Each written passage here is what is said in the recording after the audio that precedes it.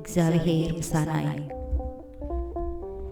አምላኽ ንዓና መቆብን ሓይልን ብፀበባ ፍጡር ረድኤትን እዩ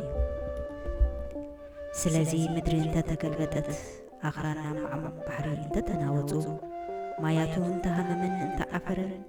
ኣኽራን ብነድሮም እንተኣንቀጥቀጡ ንሕናስ ኣይንፈርሕን ኢና ወሓይዙ ንኸተማ ኣምላኽ ነታ ቅድስቲ ቦታ ማሕደር ትልዑል ዝሕጉስ ርባ ኣሎ ኣምላኽ ኣብ ማእከላ ኣሎ ኣይክትናወፅን እያ ክወግሕ ከሎ ኣምላኽ ክረድኣ እዩ ኣሕዛብ ጫው ጫው በሉ መንግስታት ተናወፁ ድምፁ ኣስምዐ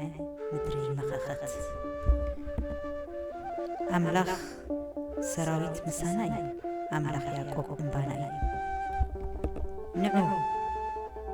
ንግብርታት እግዚአብሔር ነቲ ኣብ ምድሪ ዝገበሮ ጥፍኣት ጠመቱ ንውግእ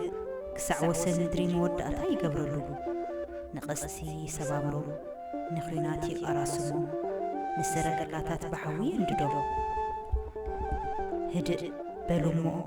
ኣነ ኣምላኽ ምዃን ያስተብሉ ኣብ ማእከል ኣሕዛብ ልዕል ክብል ኣብ ምድሪ ልዕል ክብል እየ ኣምላኽ ሰራዊት ወይታ ሰራዊት ምሳና እዩ ኣምላኽ ያዕቆብ እምባና እዩ ኣሜን